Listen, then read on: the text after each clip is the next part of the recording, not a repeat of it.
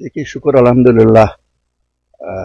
Election का date यहाँ का भी फिक्स हुआ, नोटिफिकेशन निकल आई है। तो हम लोगों के पास जा रहे हैं जो असली डेमोक्रेसी में सरदार होते हैं, वही लोगों को चुनते हैं अपने वोट से। गुजारिश कर रहे हैं हम अपनी पास्ट परफॉर्मेंस पे और जो हमने खिदमत लोगों की 2019 से की है उसके बेसिस पे आपको मालूम है कि मैं और मेरी जमात अपनी पार्टी वाहिद जमात है जिन्होंने 2019 5 अगस्त के बाद सामने आके ज़मीनों का तहफ़्फ़ुज़ और नौकरियों का तहफ़्फ़ुज़ कराया।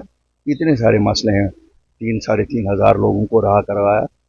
और मुझे उम्मीद है कि अगर हम पावर में आते हैं तो जो नौजवानों की पकड़ दकड़ है उसे बंद कराएंगे और जिनके खिलाफ FIR कटे हुए हैं थानों में बुलाया जाता है, एक जनरल एमनेस्टी ऐलान करेंगे। आपने हमारा मैनिफेस्टो में देखा होगा, फ्री पावर हम दे रहे हैं, 300 यूनिट गर्मियों में, 500 यूनिट सर्दियों में, old age pension, window pension हम 1000 रुपये से 5000 रुपया करने जा रहे हैं, 2 लाख सरकारी नौकरियां, और जो अनएम्प्लॉयड ग्रेजुएट्स हैं या पढ़े हुए लोग हैं, बच्चे और बच्चियां, उन सबको हम स्टेपन देने की अपने मैनिफेस्टो में वादा बंद है।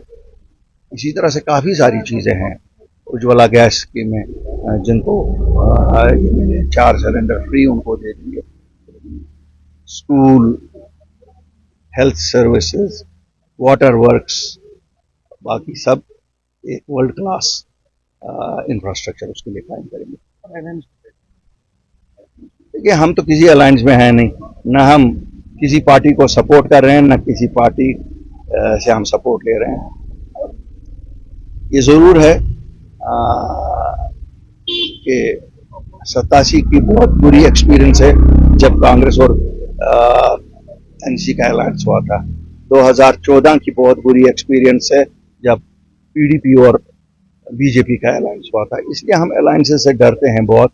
अलायंसेस का जम्मू कश्मीर में लोगों पे बहुत बुरा असर पड़ता है, क्यों अलायंसेस से इन जमातों को लगता है कि वो कत्रो बतर कर सकते हैं लोगों का, लोगों के मफादात का, लोगों के एहसासात का, लोगों के जज्बात का। और अगर हम आज देखें जो हमारे नौजवान जेलों में हैं, या जो हमारे नौजवान इस वक्त थानों के चक्कर काट रहे हैं, या जिनकी वेरिफिकेशन बंद है, या जिनकी पासपोर्ट नहीं जुड़ा हुए हैं, FIR किसने काटे हैं? ये तो वही सब हैं जो 96 से अवामी सरकारें बनी, चाहे नेशनल कॉन्फ्रेंस की सरकार बनी डॉक्टर फारूक अब्दुल्ला की सरबराही में, चाहे मरहूम मुफ्ती मोहम्मद सईद की सरकार बनी, चाहे फिर उमर अब्दुल्ला साहब की सरकार बनी, चाहे महबूबा मुफ्ती जी की सरकार बनी। ये FIR तो वही हैं।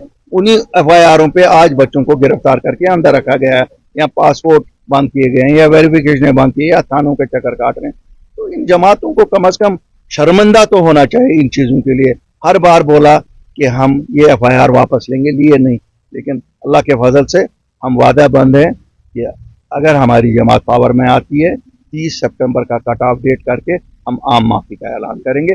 एक सिंपल एफिडेविट कि हिंदुस्तान की सलामती और वादियत के हक में हम, हिंदुस्तान के आईन पे हमें यकीन है, हम अपने मुल्क हिंदुस्तान के खिलाफ कोई नहीं करेंगे। कोर्ट में एफिडेविट देना है और सबके पासपोर्ट भी इजरा होंगे, रहा भी होंगे, कोई पुलिस की पकड़ दकड़ नहीं।